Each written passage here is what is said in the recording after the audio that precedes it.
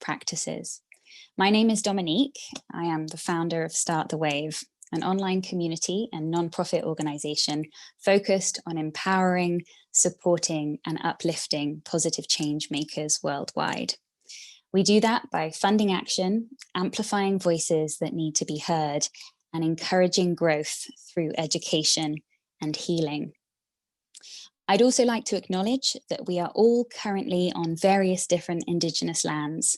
I am in Montreal, which is situated on the traditional territory of the Kenyan Kahaka, a place which has long served as a site of meeting and exchange amongst many Indigenous peoples, including the Kenyan Kahaka of the Haudenosaunee Confederacy, Huron-Wendat, Abenaki, and Anishinaabe.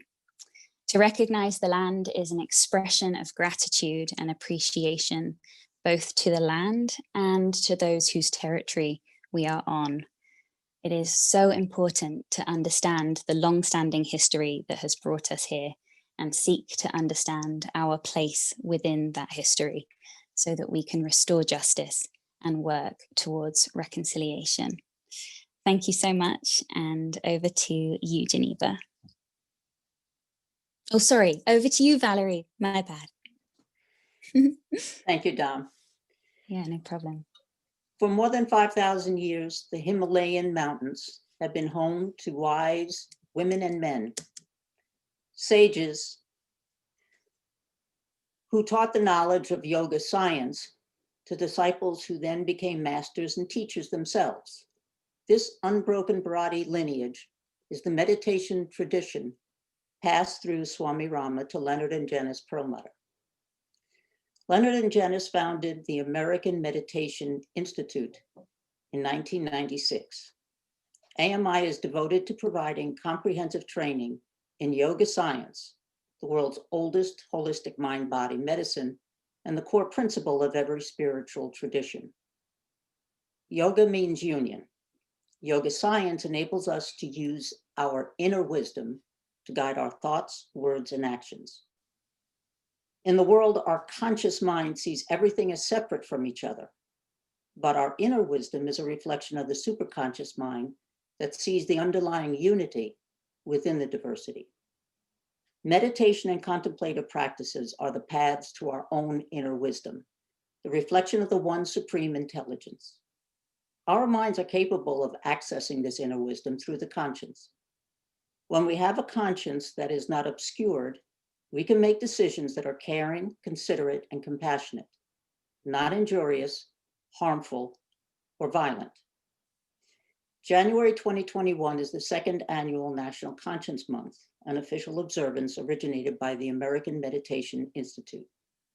Its mission is to remind and encourage individuals across the nation to use their conscience as a guide in every level of decision-making. This webinar honors the importance of all these traditions as paths to oneness.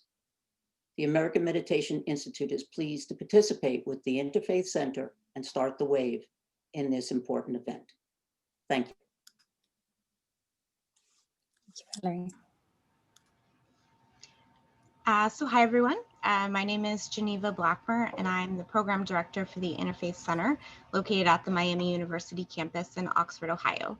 The Interfaith Center is a safe, welcoming interfaith space, inviting our local and global communities to engage in dialogue, education, and service. Our mission is to invite people from diverse religious, spiritual, and secular traditions to participate in each other's practices in order to cultivate appreciative understanding and friendships. We seek to unify people of all faiths and no faith around common moral, social, and ethical concerns in order to build a more just and equitable society. With that in mind, I believe that transformation of the world inherently includes a radical transformation of self. The wisdom found in the many religious and spiritual traditions of the world has always pointed to the reality of interconnectedness and the root cause of suffering created by this illusion of separateness. Jiddu Krishnamurti goes as far to say that the religious mind is indistinguishable from the meditative mind.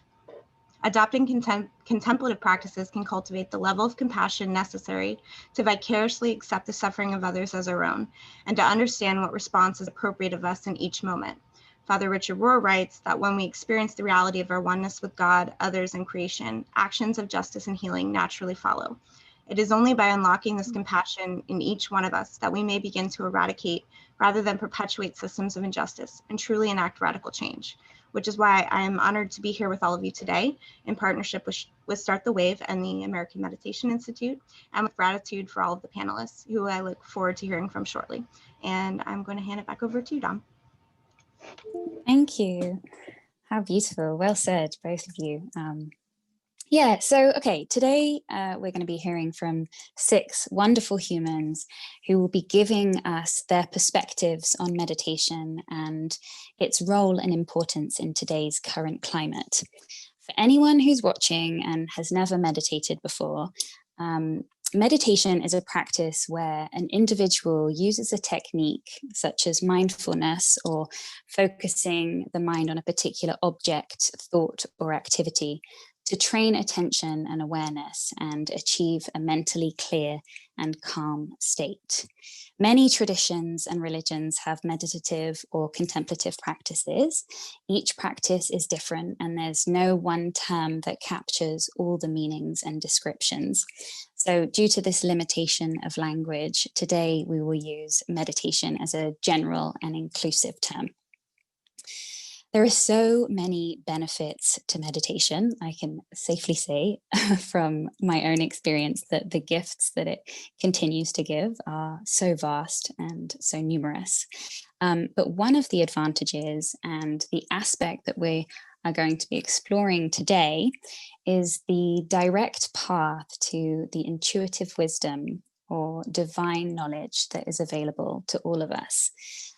Some people that may be listening today may very well have heard me talk about the moment when I started following my gut, listening to that inner knowing in my own journey. And again, there are so many different terms to describe this rather magical and powerful experience. But when we strengthen our connection to this inner compass, we create a strong foundational relationship with our intuitive wisdom, and it guides us, I believe it guides us to where we need to be to fulfill our purpose in this lifetime, helping to see the world unified, the illusion of separation that creates the conditions for our destructive actions dissolves, and in its place we experience our interconnectedness and sense of oneness. In today's suffering world, where we are facing a global pandemic, climate chaos, and a whole range of other social issues, divisiveness and injustice, it's crucial that we share our tools with each other to help us return to these fundamental universal truths. I think it's totally normal to be feeling overwhelmed right now. We're experiencing unprecedented turmoil and collective trauma, but by finding ways to get out of our minds and into heart-centered action, we can hopefully raise unity consciousness and bring about a new world. So without further ado, enough from me, let's get to these beautiful speakers. Firstly, we will hear from Reverend Will Rucker. Reverend Will Rucker passionately works to transform culture through compassion. As an author, speaker, pastor, and host of Compassionate Las Vegas, the podcast, Will is engaged in local, statewide, and national platforms advancing socio-spiritual transformational efforts in restorative justice, anti-racism, and humanity first initiatives. Will believes that we are on the cusp of a global transformation in consciousness, like the world has never known, and is dedicated to helping people through their spiritual awakening and into expanded levels of enlightenment. How beautiful. Over to you, Will. Well, thank you so much. It is such a privilege and honor to be a part of this panel and to talk about what is one of my favorite subjects, which is really the centering practice of meditation. I come from the Christian tradition, though I am embracing all. And the more that I mature in my faith, the more I recognize that There really is no distinction or difference between whether I'm Christian, Buddhist, it just doesn't matter, because at the end of the day, we're all really seeking the same aim. So when I approach this particular subject, I think back to Jesus and his 40 days in the wilderness. People wonder what was happening for 40 days, and I don't know. But what I do suggest is that Jesus was having experience with himself. We know that he faced temptation and hunger and all the things that a human faces in any remote area for an extended period of time. But I think that this is something that we can use as a template or as a guide for our own experience. I think back to my journey and my 40 days in the wilderness experience, which was really my time at Bible college, and experiencing nothing but theology day in and day out, learning from my peers, learning from my instructors, having those experiential learning opportunities, and really coming to the end of myself and recognizing, oh my gosh, this is so much bigger than anything I ever thought or imagined. So for me, in those days when it was very difficult, when I was hungry because I had chosen a fast, or because, to be candid, I was a Bible school student and didn't have much money. So, sometimes it was food or not. But during those times, I was really able to come into myself and hear myself do what I consider meditation to be, which is really thinking. A lot of traditions offer the absence of thought, and I think all of this works together. But for me, I go to Philippians, the 4th chapter, verse 8, and I'll read it. It says, "Finally, brothers, whatever is true, whatever is honorable, whatever is just, whatever is pure, whatever is lovely, whatever is commendable, if there is any excellence, if there is anything worthy of praise, think about these things." And so I really took that to heart and said, I'm counseling someone who's just lost a child, but I'm going to think on the things that are lovely, because losing a child is traumatic. I'm counseling a couple that's going through a divorce due to infidelity or some other cause. This is a traumatic experience, but I'm going to think on something that's lovely. And as I continue to explore this practice for myself, firstly, to stay centered and to stay really just in a place where I could be of service, and then branching that out to others, what I discovered is that there's beauty in even the tragedies, and that there's beauty in something lovely and something pure and something holy, and even the most heinous of events, because when we get right down to it, all that truly is love. And when we expand our view and our consciousness, we begin to see that our entire planet, as massive as we believe it is but one tiny cell in the body of the universe. And so putting these things into perspective is truly mind-boggling for me. And in this time in Bible school, I really did feel like I was in the wilderness, because my consciousness was expanding and I didn't know what to do with that. I didn't understand that I could think certain thoughts that I was thinking or have experiences that I was experiencing, because they were just outside of my norm. And when I began to grow and try new things, it was scary, it was frightening.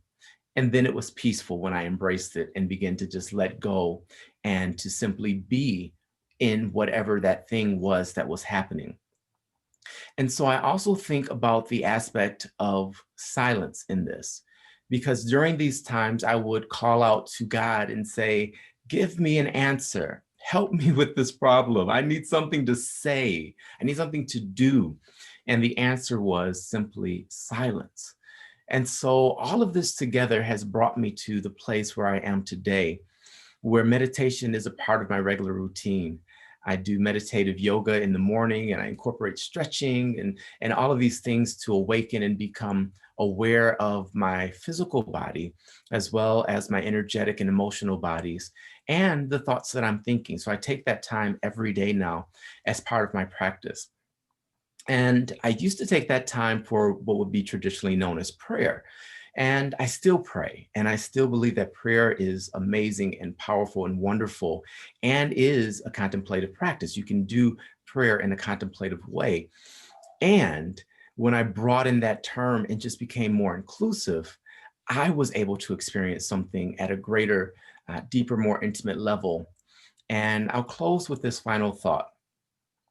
When I spend time in these meditative practices, as I spend time simply becoming aware of how I'm feeling, what I'm experiencing, what I'm thinking, when I think about what I'm thinking about, when I observe my thoughts, what I begin to recognize is that my I and God's I are the same, and that I am observing myself in the same way that God observes me.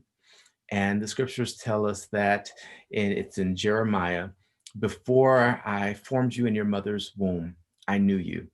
And this is bigger than just the, oh, I knew you were coming, or I knew I was going to make you, or anything like that. When you really dive into what's being communicated in that passage, what you discover is that knowing that word, I knew you, really means I was you, I am you. And so God and I, in this practice of consciousness, simply exist in the space of being, one entity, one consciousness.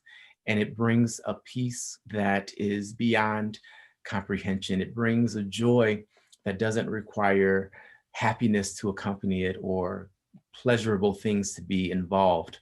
And really what it brings is a sense of contentment. Where I am is enough. And so my mantra daily is, I am enough just as I am. And so I'll close with the final scripture, which is found in 1 John, the 4th chapter.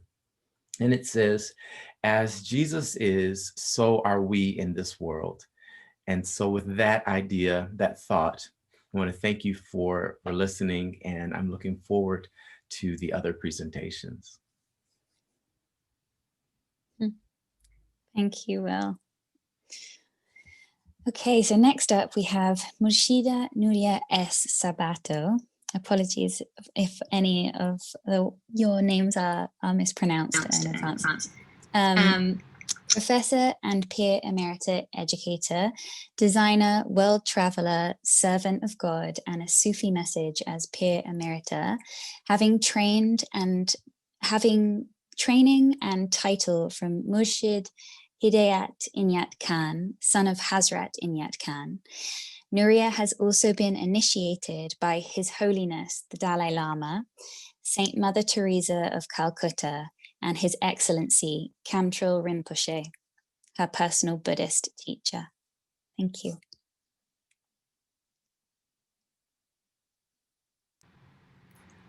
Brings a tear to my eye. Mm-hmm. The great good fortune that I've had in this life.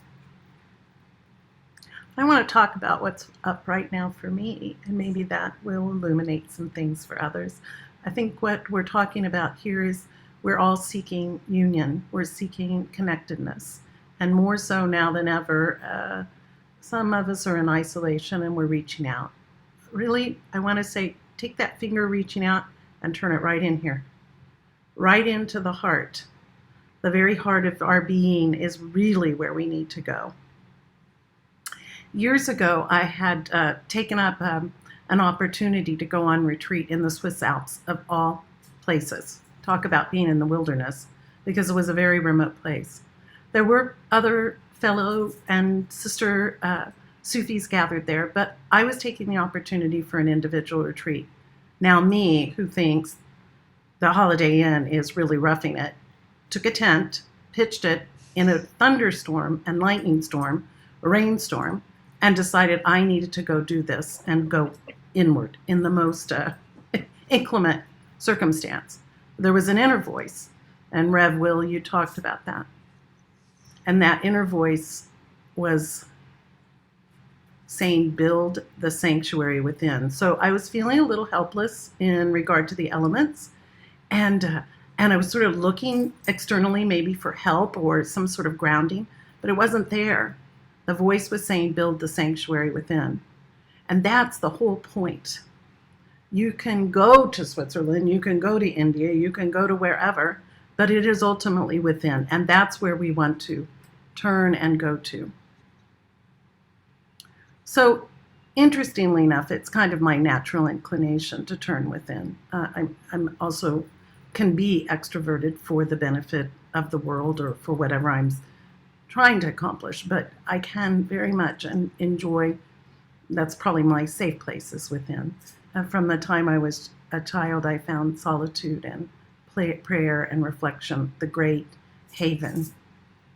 And these three lead to a deeper kind of meditation. Of course, as it is said, every religious tradition has a method, gives us a method for building the sanctuary within and developing a meditative, contemplative practice. And again, all towards, I believe, towards the aim of experiencing union. So what I want to speak about right today is kind of what's up for me in this moment. And that is, there is a Sufi prayer that I have said every day since I was an initiate, so for decades. And you know how that is. Sometimes there's a line to something that just starts popping up, and you're not working it, it's working you. Well, I want to read these lines because this prayer just keeps going over the first few lines over and over and over in my head. It wakes me up at night, and it's doing me. And I see it outwardly manifest. And I also see or notice when I'm not so tuned into it. So it's a good biofeedback mechanism for me. The prayer is the morning prayer of the Sufi lineage of Hazrat Inayat Khan. The prayer is called Psalm. I'll read the lines, and then I want to go through what I am experiencing as the deeper meaning, because I feel this in and of itself is a meditation. So the prayer goes to this. This is just the first two lines. Praise be to thee, most supreme God, omnipotent, omnipresent, all-pervading, the only being. When I think praise be to thee, it's an exaltation. It hoists my consciousness upward. It's this alleluia. This is alhamdulillah, as the Sufis may say. And it is praise due to thee, not praise be to me. So always thinking in terms of Tibetan, sort of philosophy, what's sitting at the center of the mandala? Is it ourselves and self-thinking, or is it thee, whatever that thee is for you? And then the next line, omnipotent, omnipresent, all-pervading, the only being. Omnipotent, think of that, thee, Thee, having unlimited power. If I put my faith in that, what can worry me? What can hurt me? Not even death. It will carry me to thee. And omnipotent, able to do anything, all powerful, almighty, supreme. Putting one's faith in that, relaxing, falling into it. Like here I'm living in Florida, right on the beach, and people are swinging in the hammocks between the coconut trees, like that. Falling into that beautiful experience of understanding that although I may not be all powerful and unlimited, I can tune to that which is. And then omnipresent, everywhere, all the time, all enveloping, all at the same time, in everything. God is in that, everything, all pervading, spreading through, and in everything again. And now we get to an important line. The only being, and Rev Will pointed to this. There's one being. The illusion is it's you, it's me, it's them, it's it. No, one, single one, only one being. And this is manifest everywhere, and we can see it everywhere. And we can recognize it everywhere if we train ourselves. So another person is just part of that only being. In that last scriptural reading of Reverend Will's, I knew you before you were born. How is that even possible? It's possible because we are part of that same thing, and we're all interconnected in that way. So I have no idea of my time. Someone might have to just shut me off, and that's fine. There's a few more lines that says, take me in thy parental arms. That reliance, that surrender, that confidence, that there's something there that I can rely on, and it's parental. And parental for some may not be such a comfort, but in this bigger meaning, it's that being that protects us, that loves us, that cares for us, gives us sympathy, compassion, understanding, knowledge. And then the last line, this is just the first few lines of this prayer. Raise us from the denseness of the earth. Hello, brothers and sisters. Amen. Turn on the news. There's a lot of denseness. And we want to be uplifted, because as we uplift ourselves, we have the potential to inspire and uplift others. And so raise us up, lift our consciousness, elevate our awareness, our understanding, help us move beyond self-limiting thoughts. Because sometimes I'm seeing someone and I'm thinking, oh, I don't know about that person. I don't know what they think. And then I think, oh yeah, where's the prayer? Go back to the prayer. Remember, the only being. Don't separate. Now, there's a line that I want to leave you with, because I think it's all headed towards turning within, finding the voice within, which others have said already, listening carefully. And we have to be quiet, and I need to do that soon to hear that. But there's another line that Hazrat Anayat Khan gives us, and it's called, "Thy light is in all forms, thy love in all beings." So if you don't remember one other word I said, just remember 2 words. Light. Let light illuminate your path. Let outwardly but inwardly. And love. Let love be your guide and your touchstone. God bless everyone. Praise God. I'm so happy to be here with all of you. Thank you so much. Thank you. Okay, next we're going to go to Leonard Perlmutter. Oh, I can hear myself in my headphones. Okay, we're good. Leonard Perlmutter is a noted author, philosopher, and the founder of the American Meditation Institute and National Conscience Month observance. Since 2009, his comprehensive foundation program on yoga science as holistic mind-body medicine has been certified for physicians and nurses by the American Medical Association and American Nurses Association. Over to you, Leonard. Thank you very much, Dom. Appreciate it. And I too am honored to be here to join this beautiful panel. I've always been, since early childhood, very philosophical and practical. That seems to have been 2 guideposts that have led my journey. And so today, I wanted to take a few moments of my time to go through a short PowerPoint of the practical nature of yoga science. So I'm going to try to share my screen. And hopefully everybody can see that. And so, interestingly, yoga is a science of experiencing unity, of experiencing this oneness. So it starts really with the law of karma and understanding the importance of our thoughts, which is our greatest resource, our thoughts. So as it turns out, and we all know this is all 5th grade science, every thought leads to an action, and every action brings about a consequence. And that can lead us in one direction or another all the time in every relationship. And gosh, our whole life is relationship. We have a relationship with our thoughts, our desires, our emotions, with human beings, with animals, with plants, with minerals, with the universe. So it's important to understand what pulse drives you.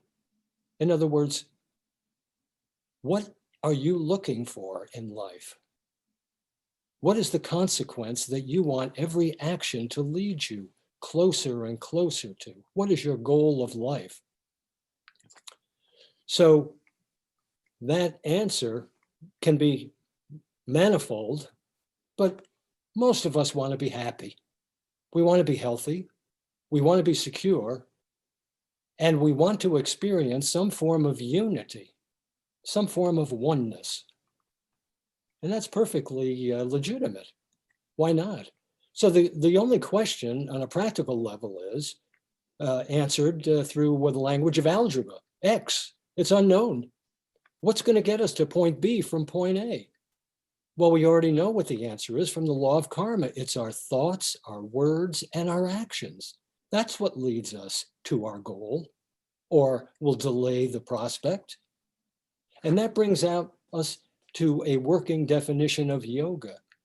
Yoga is both a scientific and a philosophical bridge that helps us, inspires us, instructs us to base our thoughts, our words, and our actions with our own inner intuitive wisdom.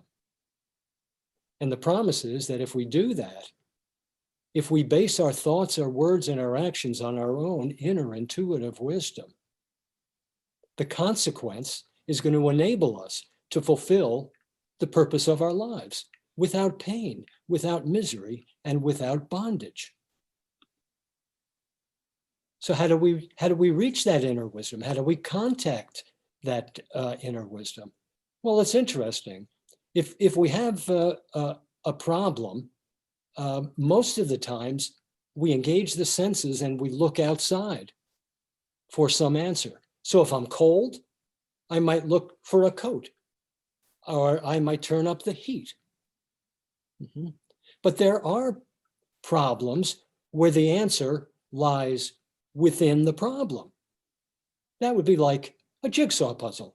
Oh yes, the jigsaw puzzle is the problem, but the jigsaw puzzle is also the solution. So from a yogic perspective, we want to be happy, we want to be healthy, we want to be secure, we want to experience unity with the supreme intelligence. How are we going to get to point B from point A? We are going to do that by using this instrument, using this mind-body-sense complex.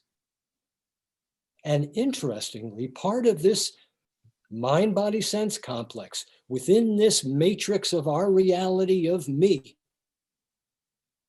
we have equipment that can receive inner wisdom from the center of consciousness. We call it the conscience. Okay, so the conscience operates as a mirror. It has the capacity to reflect perfect wisdom from the superconscious portion of the mind, and it can reflect it into our conscious mind. Now, this is very important to be able to see that, because if we don't have this bridge, if we don't rely on our own inner wisdom, we create and maintain conflict between inner wisdom and outer action. Oh, and inner conflict, that's the mother of all problems. If there's going to be conflict in my mind, there has to be conflict outside of my mind, in interpersonal relationships, within my own body. But if I can ameliorate the inner conflict, I also make it impossible for there to be outer conflict. So from a yogic perspective, the key is to coordinate all the functions of the mind, because the mind moves first, then the body follows, and the consequences follow from those actions. So we know what kind of consequence we're looking for. We want to be happy, healthy, secure, and we want to experience oneness and unity. So what we need to do is we need to coordinate these functions of the mind. And to do that, we have to take actions. So here's a wheel, and it's an analogy for the body. And we want that wheel to turn, but the wheel cannot turn. Why not? Has no spokes. But if we put spokes in the wheel, theoretically, it should be able to rotate. Okay, so it can do that. That's great. So what are the spokes that animate the body, that takes the action, that brings about the consequence? Well, that is the four functions of the mind. The first of which are the senses and logic, which is constantly, this function of the mind is constantly asking us the question, should I do it or should I not do it? Should I do it or should I not do it? And it engages the senses into the world to look and smell and taste and hear and touch and bring back information into our awareness, into our consciousness, so that we can decide whether we should do it or should we not do it. That's the first function of the mind. The second function of the mind is the ego. The ego always walks around with something like a chainsaw strapped on its hip, and it's always dividing things up into two pairs of opposites. Oh, this is good. Let's reprise this pleasure. And this is bad. Let's avoid that. But we already know from our own personal experience that that which is pleasant isn't always good for us. That which is unpleasant isn't always bad for us. So what we're seeing that both with the senses and logic and ego, and also with the unconscious mind, the third function, these are limited perspectives, limited perspectives. They're not always wrong. I mean, we all need a strong ego to be able to operate technology, to drive an automobile. We need a healthy ego for our whole lifetimes. We don't want to get rid of the ego. Life is to be enjoyed. Why would we want to deny the senses? And sometimes the unconscious mind has some important information for us. So the senses and logic receive information, the ego brings information in, the unconscious mind weighs in, and in preparation for an action, the logic and senses then presents limited perspective of the senses, of the ego, and of the unconscious mind, and says, look here, we have two choices. Right now, we have alternative A with these consequences, and we have alternative B with these consequences. Kindly make a decision and take an action. And this repeats and repeats and repeats, because the logic senses are constantly asking us, should I do it or should I not do it? And if I don't answer the question and I don't make a decision, well, the question keeps on coming, keeps on coming. Should I do it? Should I not do it? Should I do it or should I not do it? Oh, it drains my battery. I get exhausted, don't I? And so, gee, I have a friend. I'll ask my friend.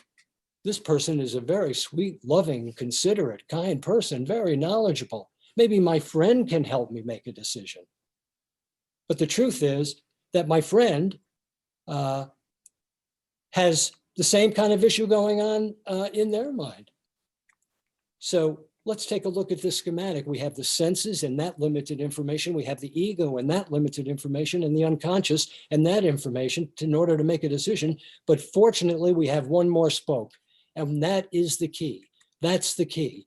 That's our conscience. Our conscience is the only function of the mind that can discriminate, determine, judge, and decide. The only function of the mind.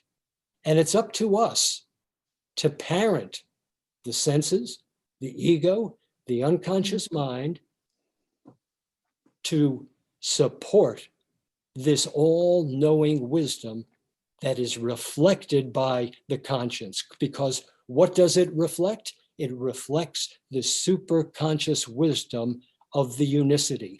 It reflects the wisdom of the superconscious portion of the mind that is part of the definition of the supreme intelligence that we refer to as G-O-D. So through our meditation practice, this focusing of all of our mental energy, we gain skills so that we can coordinate the functions of the mind, so that the ego, senses, and unconscious mind increasingly reflect our partners with the wisdom that is reflected by our conscience. So we gain the skill and the tool of one-pointed attention. We gain the skill of detachment. We create spaces between stimulus and response. unlike what the culture is serving for us. We gain discrimination because we're continuously using our conscience, clearing that mirror, and we increase the muscles of our willpower to do what's to be done, but not to do what's not to be done. And we have enhanced confidence, don't we? And we have the ability to solve problems like we never thought we could. And not only is our mental capacity more flexible, but that means that our physicality is more flexible. And our immune system is stronger as we continuously engage in transforming stress into strength. So that's something that's practical, it's philosophical, it's scientific, and I wanted to share it with you today. Thank you very much. Wow.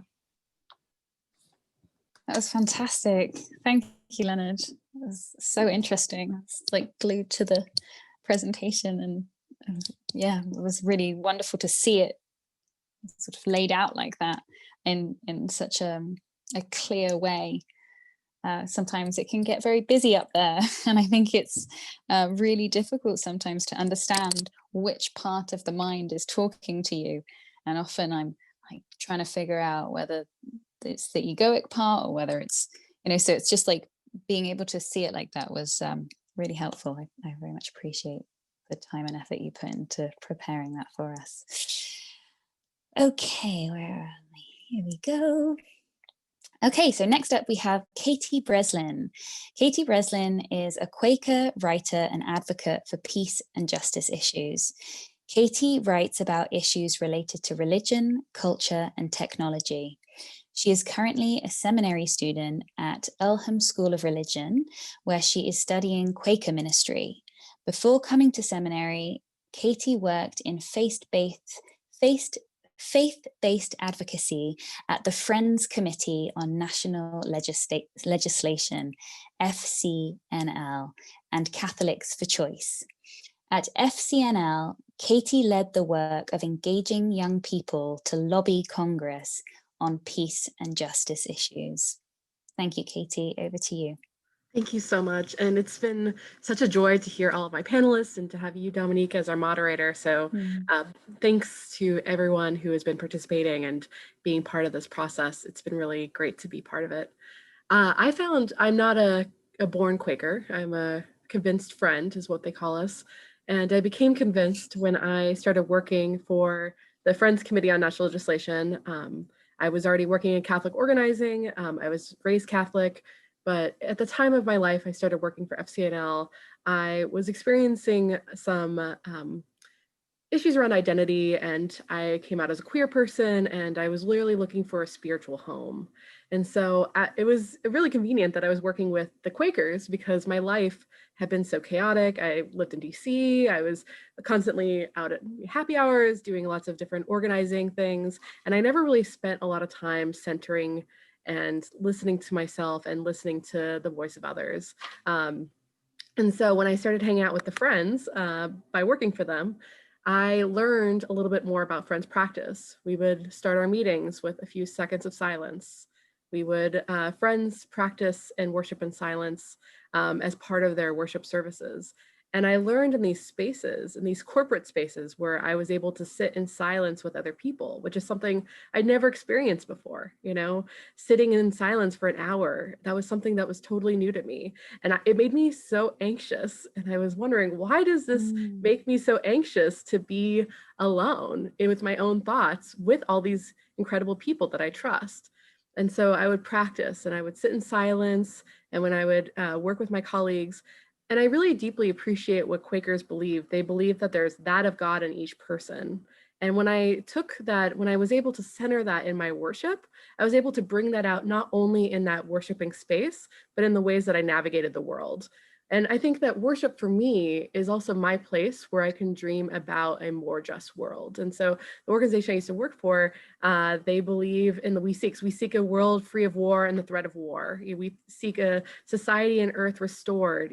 These were really things that I wanted to see in this world too, but I was often too busy too busy doing other things, too busy worrying about my to-do list to really center and think about what this world can actually look like. And so that slowdown, that desire to really be able to dream was really the center reason why I became a convinced friend. And so I started going to meeting. That's what we call church here in Quaker world or Friends world. And I started to meet incredible people, and it was those incredible people and worshiping with them and being vulnerable with them is really what brought me a little bit closer to what I think of as the divine. And so I started to see the divine in everyday actions. I started to see the divine in how we look at stories, how we interact with one another. And so my spiritual practice was not just that 15 or 20 minutes of silence or that hour of worship every Sunday. It was in every action that I was doing throughout my life. But I needed that spiritual practice regularly in order to be able to do that. And so I was really grateful for the opportunity to move from DC to Indiana, total culture shift, but I'm really grateful to be here in Indiana, in the Hoosier State, where I was able to be among other friends and to really study this long history of Quakers and other religions, really in these contemplative practices. And so during the pandemic, of course, a lot of us felt really separate. But Quakers were meeting on Zoom and doing worships every day. And it was really actually an opportunity for me to reconnect with different friends communities that I had so missed. I think when we talk a lot about the self and like how we experience it in meditation, but for me, the corporateness of it, the ways that we are able to connect through worship and through meditation and through, this collective desire to change the world, that's really where, really where I believe God is for me. And so I was really grateful that during the pandemic, I picked up a daily practice of meditation. It really calmed and centered me. And I knew that there were other friends that were doing the same. And so I've just been really grateful. It's changed my life. Not to be cliche, but I think that is true that, for those of us that are especially interested in social change, it's really important to take a step back and to think about what do we want to see in this world. And so that's really what brought me here. So thank you for this. Oh, that's so beautiful. Thank you, Katie. Before we move on, I just want to touch on something that you said. I think it's really normal for a lot of people to be fearful of silence. And so, in fact, I've met people that have said, like, I'm quite scared of silence. What would you say to people that are really scared of that silence and not used to, taking some time and being completely quiet? I really struggled with it so much. And, I used to mentor a program of young adults who would go into Quaker worship for the first time. And it was terrifying. I would be like, we're going to be in silence for an hour. And in Quaker worship, sometimes people speak out of the silence if we believe that God is speaking to them to share a message to the community. But sometimes you're in an hour worth of silence, and that can be really terrifying if 15 minutes alone in your head seems like a lot. Yeah, exactly. It's really, and so what I would do is I would recommend that they would take a pad of paper to help write out their thoughts if that was being really distracting.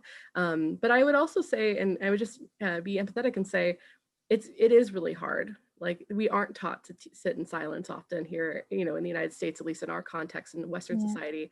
And so, it's okay if it is hard. And, and that's why, little practices of 5 to 10 minutes oftentimes really helps. And that's why I think, because of the practice of where I worked, that we had, 5 minutes of silence before a meeting, I was really able to build up my capacity to be able to sit in that hour-long silence. So sometimes it is really painful still, but I think having little tools like paper and otherwise can be really helpful. I love that. That's such a good idea, that having just a paper and pen next to you, just to be able to jot anything down that comes up that's feeling a little overwhelming, and then also being able to reference back to it later. I think in today's world, where we have so many different distractions all the time and things popping up, notifications on our phone and our computer and stuff, it's so unusual to actually go inside and take that moment for ourselves and go into silence. So I really appreciate your tips for everyone who is watching at home. Can I just comment on Yes, please. for a moment? Yeah, of course. Okay, I'll try to be as quick as possible. And that is that it's critically important that we examine every fear that comes into our awareness. You know what President Roosevelt said, the only thing we have to fear is fear itself. And yet fear is a resource. It's a resource, it's all energy. And in most cases, it's a debilitating contractive force, but it can be transformed into an expansive force, right? We learned that again in 5th grade science class. Energy cannot be created nor destroyed, but it can be transformed. So the two faces of fear are, number one, I'm afraid I might not get what I want, or two, I'm afraid I might lose what I have. And it's important to understand which is which. And if I am in a Quaker service and I'm aware of fear, I can deal with that fear, not necessarily immediately in that situation, but it's a tip-off to me that there is fear that often trumps my inner wisdom. And so I look for small, seemingly insignificant little worries that seem to trip me up or hijack me during the day. And I deal with them because they're relatively easy for me. But the more that I deal with those relative easy things, when something more powerful comes along, I have the energy, the willpower, and the creativity to deal with it.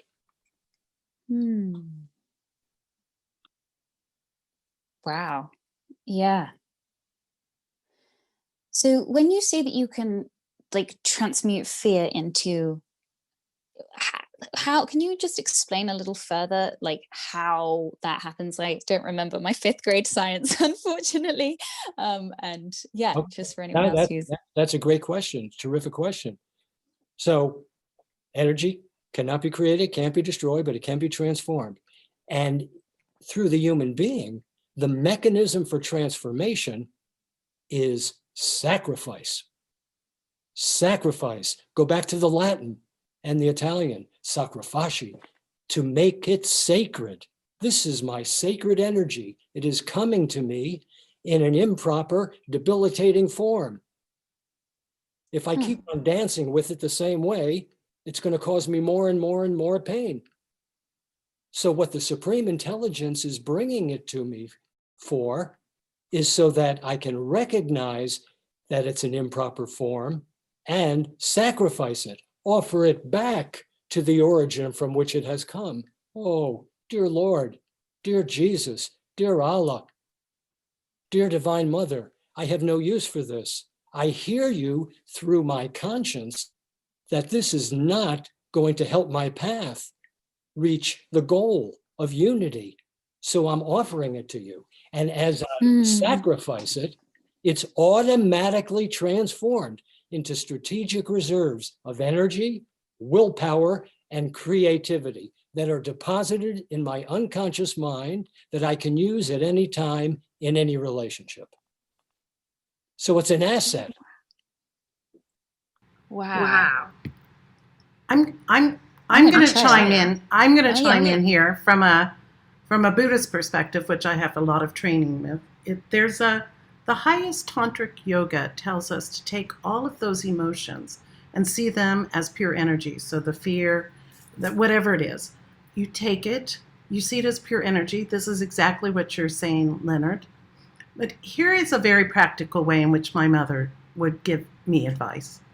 If something's bothering you, take the energy and go clean out your closet. Go rake the leaves. Go shovel some snow. Use the energy in a productive way, and therefore, like Leonard said, you're transforming it. And pretty soon, you will see the mind becomes clear and the issues begin to resolve themselves. The answers will come.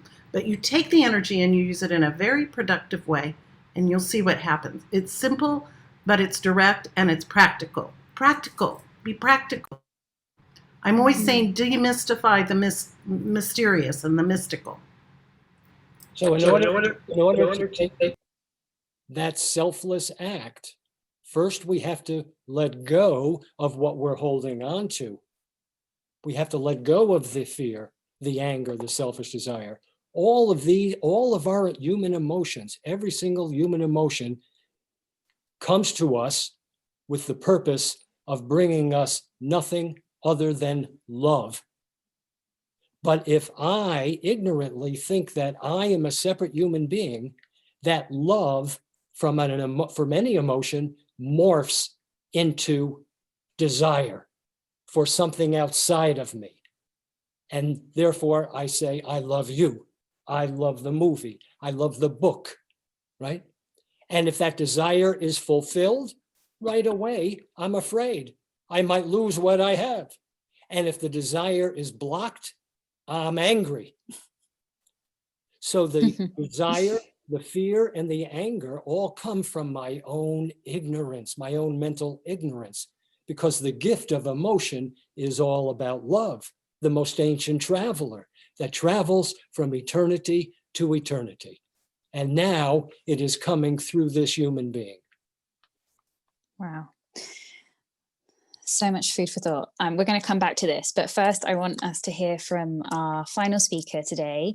Brad Warner is the author of Letters to a Dead Friend About Zen, Hardcore Zen, Sit Down and Shut Up, Don't Be a Jerk, and several other books. He was ordained a Zen Buddhist monk by Guru Nishijima Roshi. He grew up in Akron, Ohio, and Nairobi, Kenya. He has practiced Zen for over 30 years. He plays bass in the hardcore punk band Zero Defects, and for 11 years he worked in Japan for the company founded by creator of Godzilla. He's appeared in the film Zombie Bounty Hunter MD, and there is a documentary about him titled Brad Warner's Hardcore Zen. What an amazing intro. Brad, over to you. Hi. Yeah, you read the whole intro. I usually when I send it out, I send like the short version and the long version, but you read the long version. So I'm always a little embarrassed. So let me see if I can find a way to start what I want to say. In the Zen tradition, there is a thing called the four bodhisattva vows, which are beings are numberless, I vow to save them. Delusions are inexhaustible, I vow to end them. Dharma gates are boundless, I vow to enter them. The Buddha's way is unsurpassable, I vow to become it. That's the normal translation. But the one that always hangs everybody up is beings are numberless, I vow to save them. And I heard this for a long time and, came to the point where I was even teaching Zen, and I didn't have a good way I tried various ways to try to explain a take on this. And then this guy named Rob, who comes to our Zen classes, this is like 15 years ago or something, said, I vow to save all beings from myself. And I thought, that's it. That is the essence of the Bodhisattva vow. And that is how meditation is a way to sort of help the world. Not that I vow to save all beings by being Superman and going out and rescuing them from something, but I vow not to be the problem. I vow to save all beings from myself. So I got into Zen practice kind of accidentally. I was a student at Kent State University in Ohio in the early 80s. And I had, as the bio says, had grown up partly in Nairobi, Kenya, and had been exposed to Indian culture. There's a huge Indian element in Kenya and all over East Africa. And I had this idea that I wanted to study some kind of Indian philosophy when I was at university. And the only thing I could find on the syllabus was a not for credit program, which tells you what Ohio culture was like in the early 80s. You didn't get credit for studying Zen Buddhism. There was a class called Zen Buddhism, but it was not for credit. So it doesn't even appear on my college transcript. And so I took this class being that it was the only thing that was close enough to what I wanted to study in Indian philosophy, knowing that Zen was a sort of a Japanese permutation of an Indian philosophy. That was the sum total of my knowledge of Zen. And when I got to this class, the instructor, who was a guy named Tim McCarthy, who's still a friend of mine and became my first Zen teacher, read the Heart Sutra, which is a very famous sutra in the Buddhist tradition, in the Zen tradition, which has the line in it, "Form is emptiness, emptiness is form." And I just remember when I heard that, "Form is emptiness, emptiness is form," I thought, well, this is it. I have no idea what this means, but this is the thing I want to study. You know, I want to figure out what this means.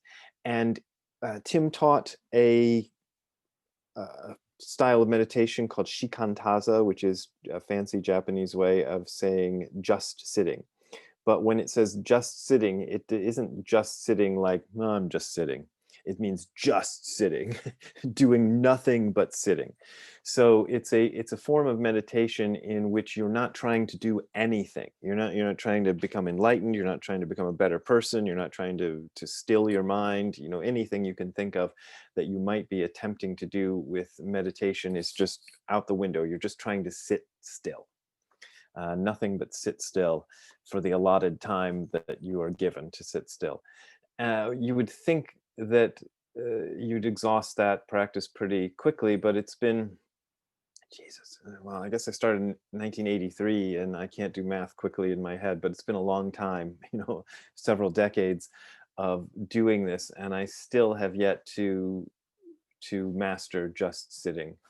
I think it's a really important practice, and it enables one to eventually come to see the unity of things without necessarily being informed of it. Of course, there's a certain amount of philosophy and stuff that you learn along the way, but in the Zen tradition, we don't even consider it that important. It's important, but it's not supremely important to study the philosophy. It's much more important to do the practice. So by doing this practice day after day, what I discovered was it made me feel better, and I wasn't initially committed to Zen practice. I didn't go into this going, I'm going to become a Zen master or something like that, or a monk.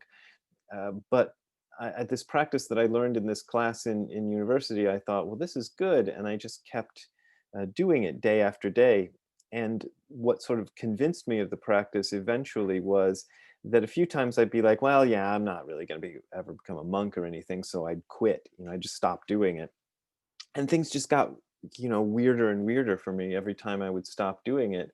And it took me, God, 4 or 5 times of this same thing happening where I go, well, what is lacking in my life? And I go, well, I'm not meditating anymore. I'm not doing that zazen every morning anymore. So I'd go back to it, and it eventually became something, a habit.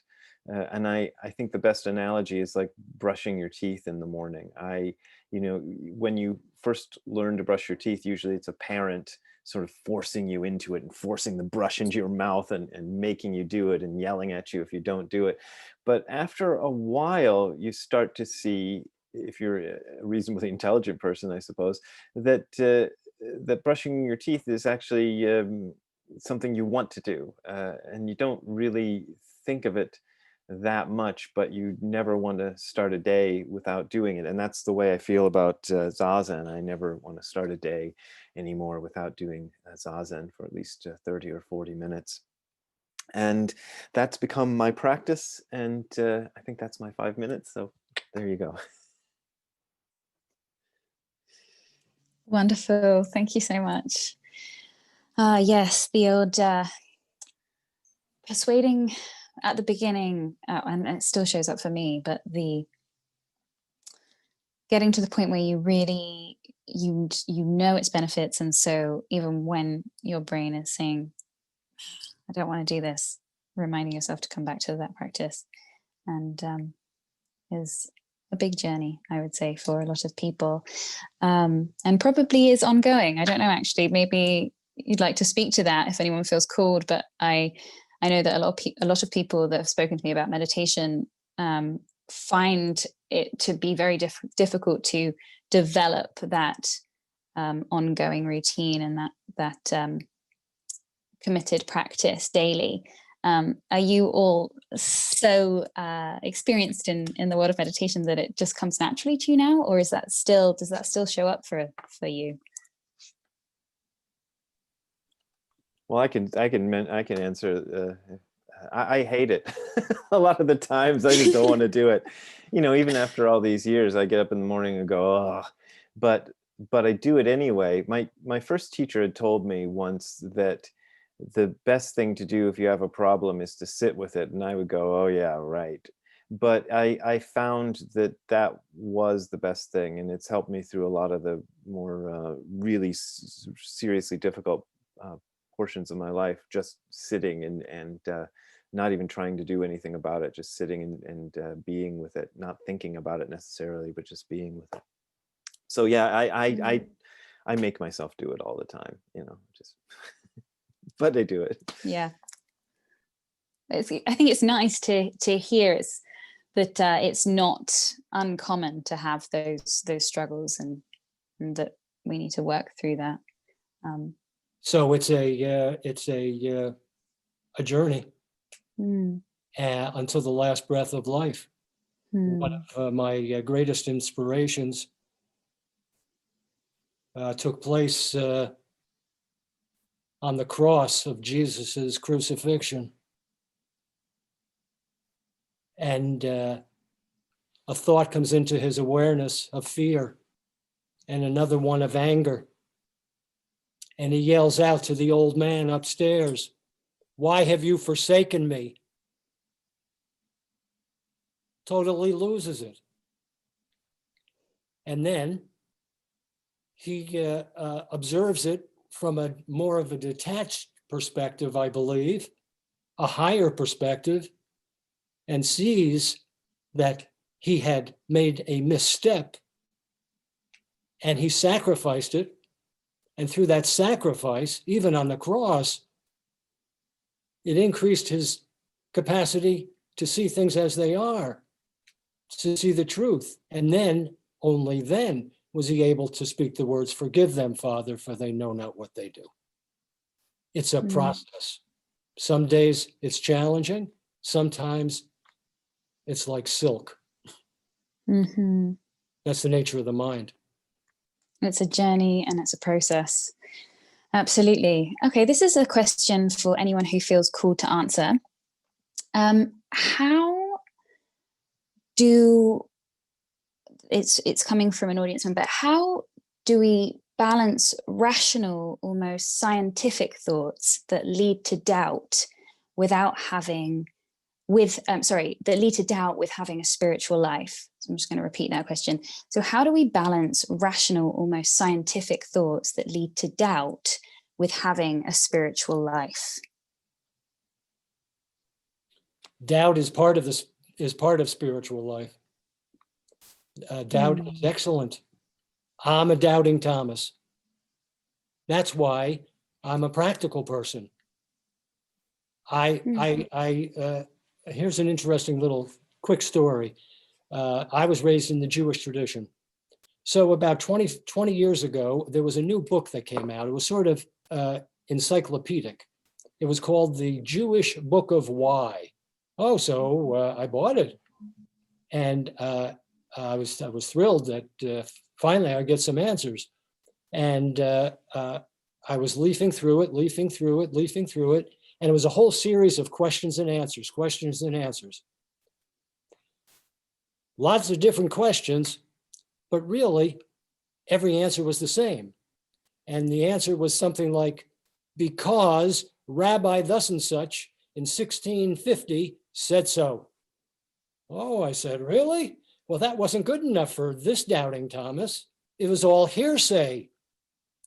So I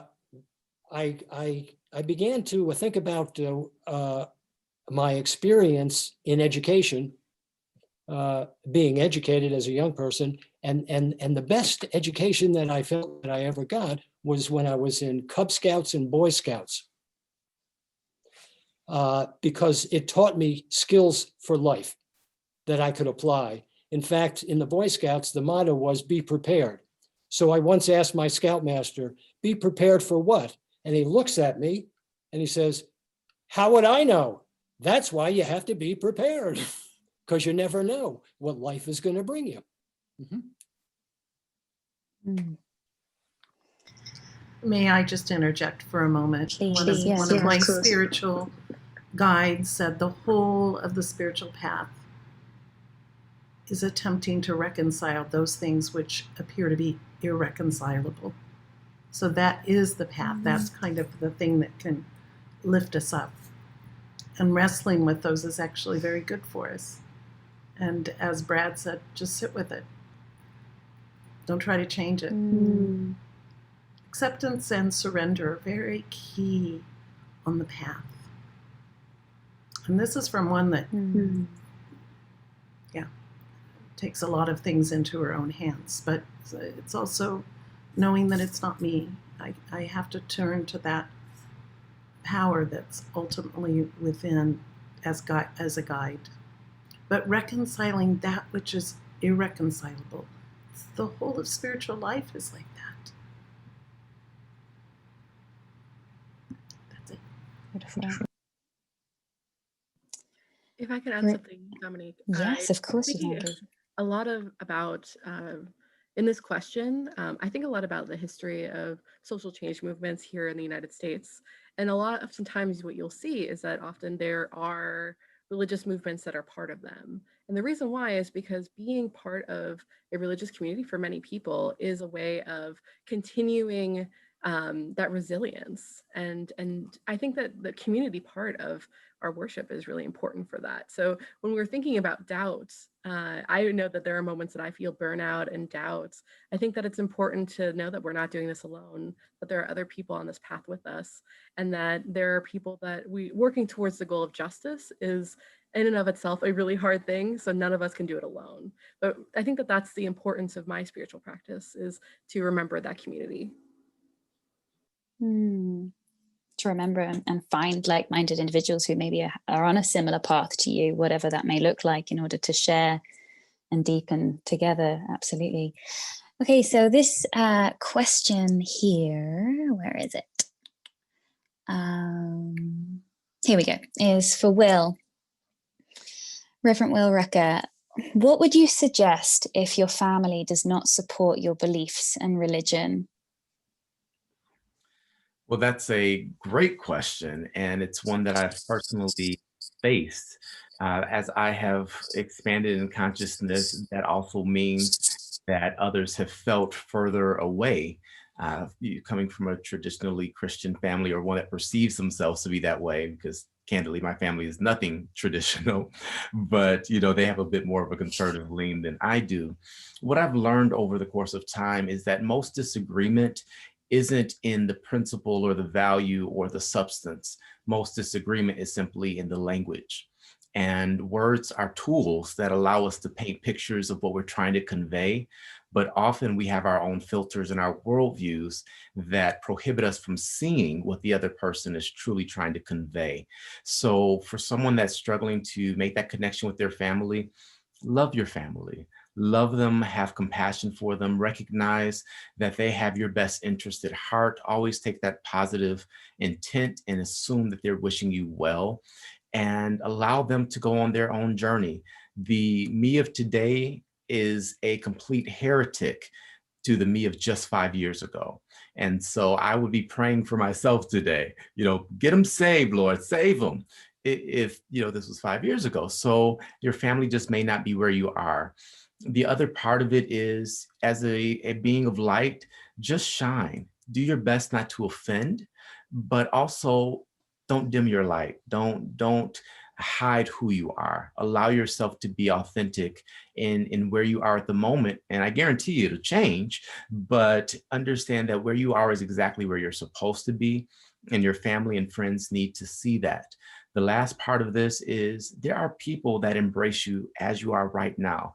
There are people with very similar beliefs and ideas right now. So connect with those people to have those type of conversations. The things that your family doesn't jive with, that's fine. Talk to them about the weather. I mean, whatever it takes to build those relationships. But then find that community that does feed you and that you can have those intellectual conversations with, you can have those heart-to-heart conversations with, and you can have those spiritual conversations with. One of my favorite passages is Psalm 65:1. And I didn't mention that earlier because it's more of from the Jewish tradition, but it basically says that God considers silence praise. And in many translations of the Bible, that doesn't come across. So, look at a literal translation to find that, but allow silence as well, because God will consider that to be praised. If you can't improve the silence, don't speak. One other suggestion, especially with family, but in a variety of relationships, and that is cheerfulness, a good sense of humor. Be centered in your fullness, in the presence of praise or blame. You have to realize that, especially with family, very often people are threatened. Part of the definition of family, any kind of family, is that we do the same things together. We eat the same food, we do the same things, we pray the same way. This is us, it's ego, a definition of ego, of me. And so it's a threat. It's a threat. So have compassion and be cheerful. And I endorse everything that everybody else has said. Just be the light. Be that which you are. Great. And so for Nuria, what are the keys for going within? That is the question for you that's coming up here in the chat. What are your keys for going within? Oh, you're muted, my love. Seeking solitude, even if that's a walk or sitting by the ocean or lake or looking at a tree, whatever that is. If you're a busy mom, taking a bath, something practical to give yourself some time, but seeking solitude, because as so many have said, it's the silence and the quietude that's so very important. Then the mind, if you really try to meditate, as I know everyone here has, you can see it becomes very active. It's called the monkey mind. So many people know that term. So how do we still that mind? Well, we can do it with a phrase. I gave an example of how the prayer's been working me lately. Or contemplating, I think beauty is very important. So something which you consider beautiful. A flower, it could be a photo of an inspirational figure or scene or a stone, something that puts the mind at rest upon an object. In Tibetan Buddhism, we do this, of course, contemplating various mandalas or tankas of deities, which are often so complex that it kind of blows the mind into stillness. But at any rate, something that stills that mind. And then just breath. The breath is the greatest vehicle we have for meditation. And so breathing in the essence of the beauty of what you're contemplating and breathing it out again. I've had the great opportunity to be sent to the caves high in the Himalayan mountains. And there I've met with many beings that have been years and years in retreat. And one might say, what good could this possibly be doing for anyone? Well, it's doing a lot of good. It's like entering a church or a sacred space, the Quaker meeting, whatever it is. There's an atmosphere there. And they're generating a certain quality of atmosphere and vibration and giving it out.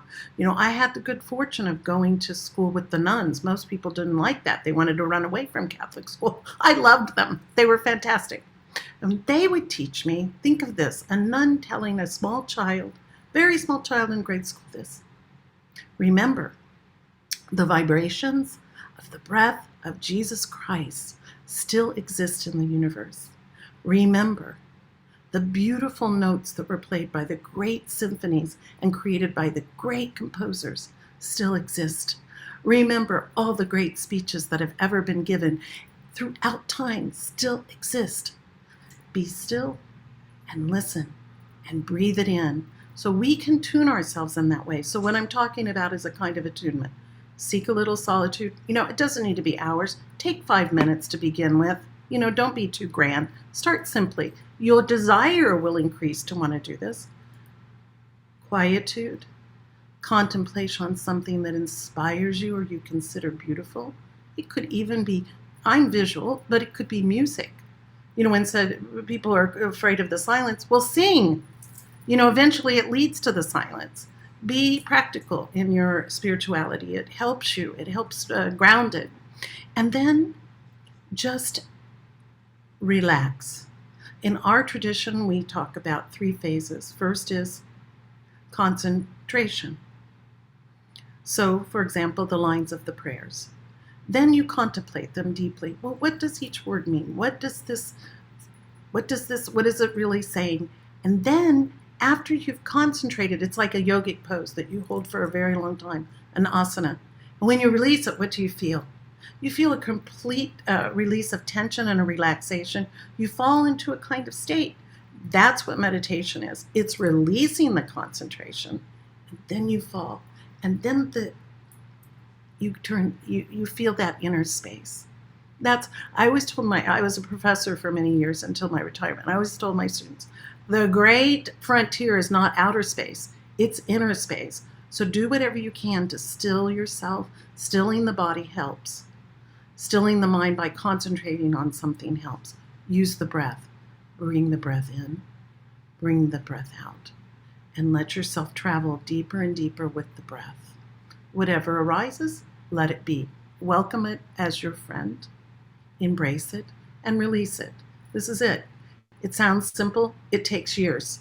Enlightenment happens after 50 years of practice. What can I say? But, God willing, we all will get there. And I'm very grateful for all the people that have contributed. And it's so interesting to hear my voice through your mouth and your heart. So thank you so much. Mm-hmm.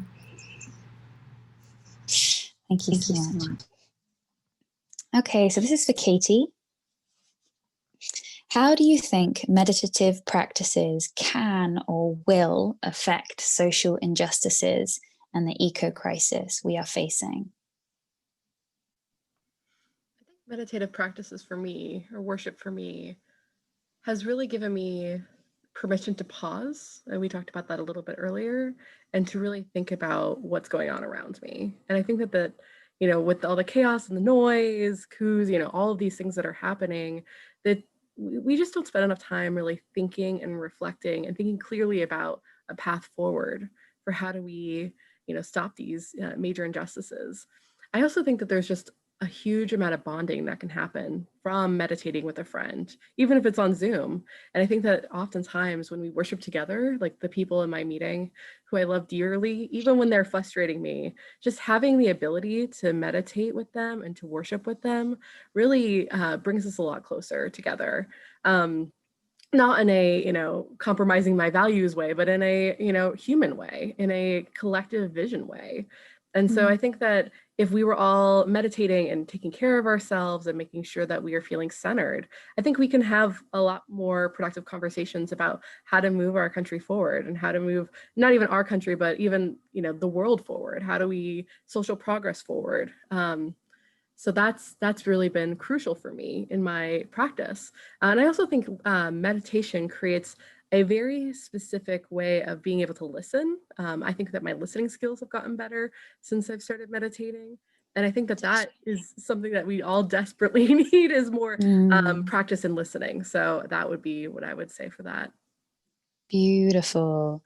Yeah, I was thinking about this today and wondering whether the sort of forced isolation of the pandemic and the introspection that the consequence of introspection, whether that will have an effect on the way that we connect and the way that we listen to each other and take each other in, because we have been on our own for such a long time. Would you think it would have a positive? Like, it's difficult, isn't it? Because obviously it's like very it's been a very painful time and stuff, but I wonder if people will be searching for meditative practices during this time, maybe more so than other times in history. I've certainly noticed more of my friends signing up for like Insight Timer. Exactly. So at the very least, I think that there are a lot of people who are recognizing the chaos of the time and are saying, I need to do something about this anxiety that I'm feeling, and trying to do something positive. And I do think that the internet, while it isn't the same as being in person often, it's connecting all of us, which is great. And it's also creating new opportunities for community in a way that it wasn't before. I mean, there have always been internet communities, but now we have even more communities and more ways to stay in touch with each other, and Christmases and holidays over Zoom, more ways of connecting. So I hope that some of these trends continue, and that we can, really be a more connected body as a society. Beautiful. Me too. I hope so too, Katie. Okay, so this question is for Brad. How does one start the practice of meditation when the idea of being alone with their thoughts terrifies them, being alone with the trauma in their head? Any advice? Yeah, it's a difficult question, that one. I think the best answer I ever can give for people for any reason that they give to not want to start meditation practice is just do it. You just have to do it. If you're specifically afraid of the thoughts in your head, one of the things that Zen meditation taught me over a number of years was that my thoughts are just thoughts. And it's very easy to say that, but I can remember being almost bowled over the minute, I can remember the moment when I recognized that as a fact, that any thought I had, no matter what it was still just another thought. It's just something going on in my brain, and most of them don't matter. Most of them don't go anywhere. They fade away if you leave them be for long enough. A friend of mine who practices up at Tassajara, the place that's in the fake background behind me, said that he was on a meditation retreat and realized that his thoughts after a while were like a wad of gum that was in his mouth that he'd chewed all the flavor out of, and then so there just wasn't any more flavor, but you're still chewing on it, if you've ever had that experience. And I thought, yeah, that's kind of how it is. After a while, your thoughts are just thoughts. Initially, they can be overwhelming, but I think just knowing that, even just intellectually, that it's just thought is very useful. So no matter what the thought is, it's just that noise. That's the best advice I can think of right now. Beautiful. Also, I'd just like to mention one thing, and that is that even for people who have never taken to a formal meditation practice all the time. They meditate all the time. When you read a wonderful book, you've been meditating. When you see a fantastic movie, you've been meditating. When you're on the beach and it's sunset and you're watching the sun go down, you are meditating. What does that mean? It means that automatically, when we're doing something that we love, the energy of my mind is automatically focused down to one point, and I really just disappear. And all that is in my awareness is I just feel fantastic. And then when the experience is over, the ego comes forward and authors the thought, hey, it was the sunset that made you happy. Say it was the book that made you happy. Oh, it was the movie that made you happy. But really, what it was I was aware of myself, because all of my mental energy was on into that point. So we already have that experience, even just eating an ice cream cone that I love. My mind is automatically focusing. So really, it's not the meditation that is off-putting or fear-provoking. It is what I think of it. It's my concept. It's my preconceptions of it. That's the problem. I'm looking through lenses of my own ignorance.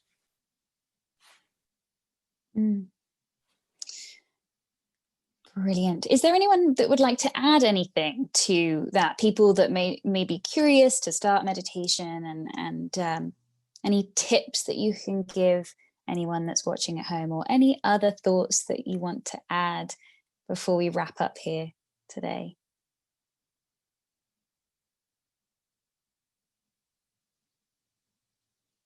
Oh, you're still muted.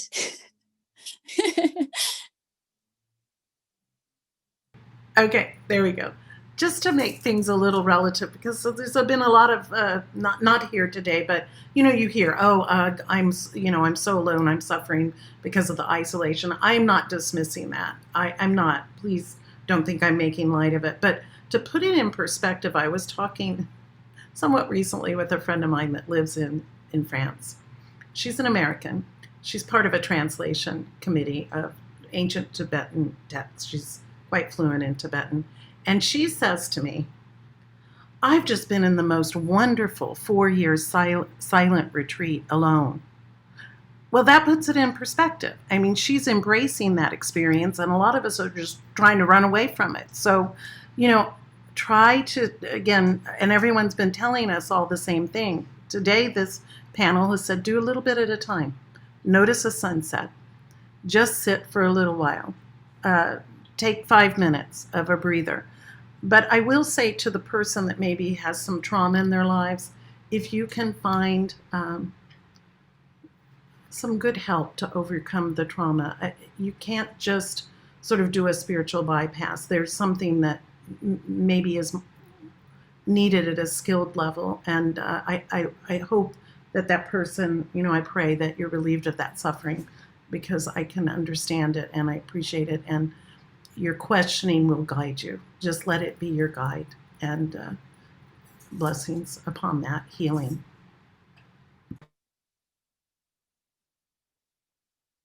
Thank you. Thank you.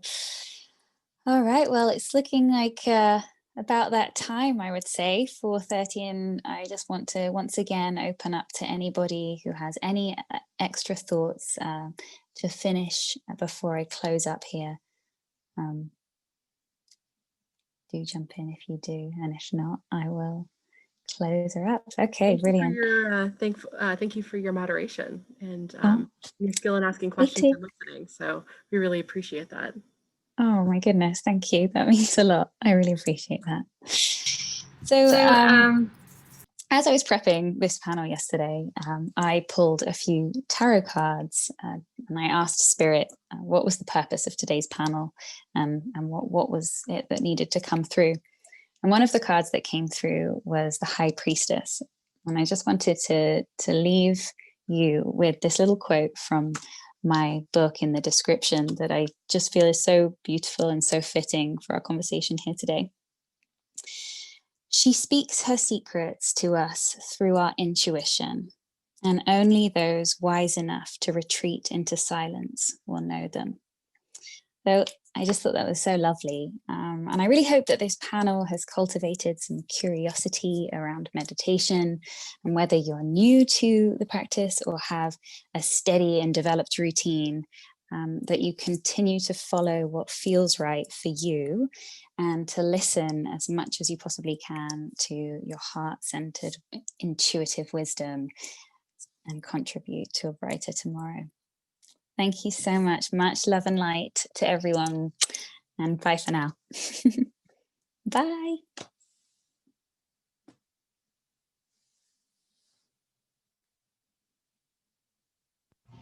Okay, we're not live anymore. Hooray. We did it. Yay. We did it. Thank you all so much. It was great to meet you all. Yeah, thank you to everyone. Will had to hop off a little bit early, so that's why he's not here. He had another meeting, but he said thank you to everyone. And Brilliant. Thanks, Katie. Thank you. Bye, guys. Bye.